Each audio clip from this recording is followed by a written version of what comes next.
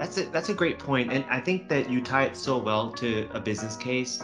I think about I once had a job in healthcare where I'd have schedule clients and appointments, and it was mass scheduling. It was like 90 clients or something like that, and I had an i3, and that thing crawled. And so I had this spinning ball, and whenever that was happening, I wasn't scheduling clients, which was missing out revenue.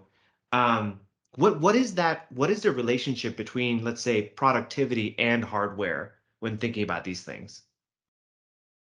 I mean, if you're a salesperson, for example, like what you're talking about right there, and you've got Dynamics open or whatever your ERP is, or and you're taking notes and you're on a call with a client, and you're limited by processing power, or you're out of memory, or you're out of hard drive space, um, you're back to pencil and paper, essentially. So, uh, like John said, it's important to plan for the future with that, with a better processor and better memory than what you might need today, so that you don't have setbacks and bottlenecks in efficiency. So yeah, you don't have the option of pencil and paper most of the time anymore. Everything has to be entered into the system, and so your productivity, best baddest new machine you can get, is going to be up at 100%. You may be down to 40, 50% and not even realize it because you get spin a circle. This screen takes 5 to 8 seconds instead of instantaneous, and it adds up. It adds up tremendously. I mean, we have some clients where we will get a call every time there's a spinning circle. And so I mean, they're the ones who understand that time is money. Their time is extremely valuable. Don't waste it with a spinning circle. Why did I get a spinning circle for 3 seconds? They don't ever want it to happen. Those, like I said, those are the ones who understand. Most people don't get that. It's like that's just part of life. That's day-to-day operations.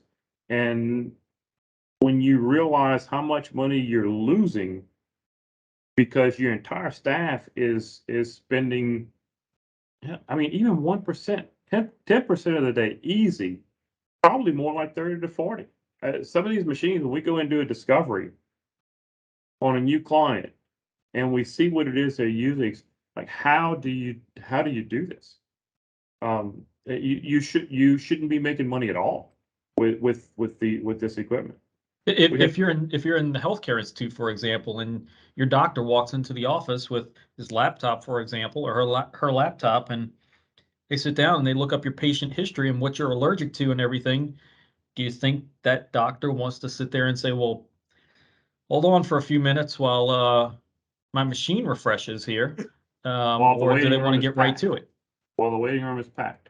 The Right. the worst the worst is, I mean, we had a client that it was actually a client of a client.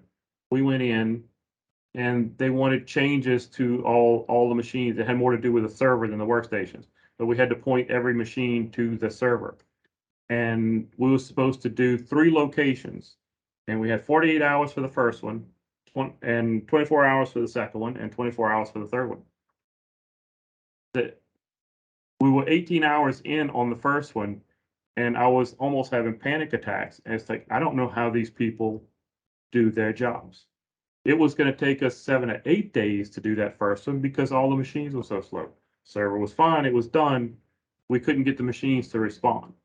We were told to replace all 65 machines. Like now you're talking. That's the kind of movement that needs to happen. And besides increasing productivity substantially, the morale,